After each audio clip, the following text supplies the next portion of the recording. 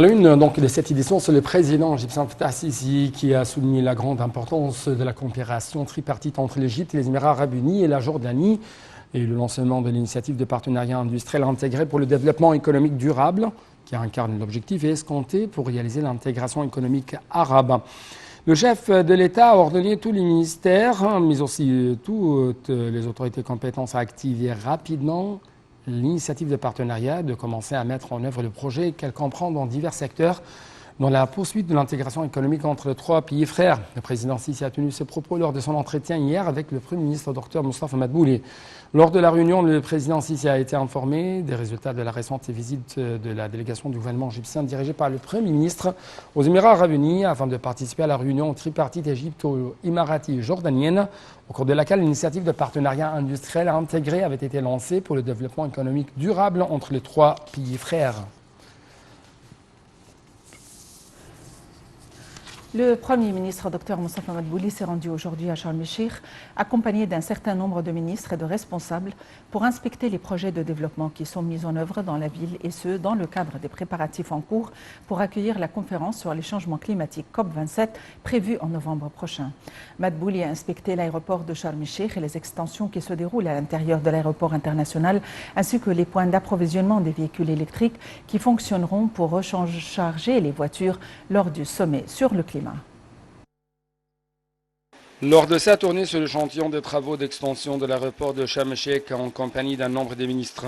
le chef du gouvernement Moustapha Madbouli a écouté une explication donnée par le ministre de l'Aviation civile Mohamed Manar sur la modernisation de l'aérodrome pour en agrandir la capacité d'accueil afin d'atteindre 9,5 millions de passagers par an, notamment avant la tenue en novembre prochain de la COP 27. Manar a également évoqué la concertation actuelle avec le ministère de la Production militaire pour renforcer l'usage de véhicules électriques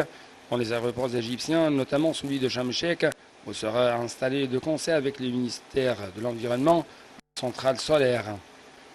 Le ministre de Transport, le lieutenant général Kamel El Wazir, a expliqué lors de la tournée les travaux de mise en place de la borne de recharge de bus électriques dans la ville, qui est en cours de construction dans le cadre du plan de gouvernement, soulignant que cette station s'inscrivait dans le cadre du programme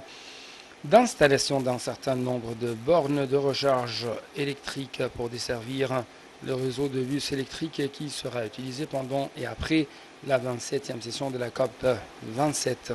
Le Premier ministre s'est informé des capacités de la station qui est construite sur une superficie de 100 000 m² et peut accueillir 140 bus électriques en plus de fournir des services complémentaires tels que l'entretien, le lavage et autres. Le chef du gouvernement a également écouté une explication sur la station de recharge destinée aux bus à gaz à Naqab qui est construite sur une superficie de 3000 m² et consacrée pour recharger le bus à gaz utilisé lors de la COP 27 qui peut accueillir 120 bus à gaz en plus de services associés. M. Loisir a passé en revue les derniers développements concernant la flotte d'autobus et de voitures électriques à l'essence qui font ce qu'il y en aura pendant et après la conférence de Sharm el-Cheikh. Le Premier ministre Moustapha Madbouli a pris acte des travaux de développement en cours dans la région de Roaïset. Le gouverneur du Sinaï du Sud, Khaled Ford, a expliqué au Premier ministre les taux de mise en œuvre des travaux dans cette région en coopération avec le ministère du Logement, l'Autorité générale de la planification urbaine et d'autres autorités.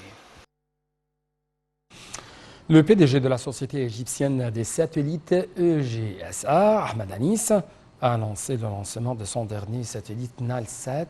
301 qui remplacera Nalsat 2001 dont l'espérance de vie doit arriver à terme en 2028. Le satellite sera lancé soit le 7, soit le 8 juin courant à partir des États-Unis après avoir été soumis à tous les tests nécessaires après son transfert du siège de la compagnie française Thales où il a été conçu à la base de lancement Cap Canaveral en Floride. La fabrication de ce satellite a pris 2 ans et demi. Son lancement était prévu au début de l'année, mais avait été retardé en raison du coronavirus. Le satellite a une espérance de vie de 15 ans, pèse 4,1 tonnes ou 4,1 tonnes, renfermera également 38 chaînes au lieu de 26 contenus dans le satellite 201. et assurera un service d'Internet à toutes les républiques, y compris les régions lointaines, et couvrira le pays du sud de l'Afrique ainsi que ceux du bassin du Nil.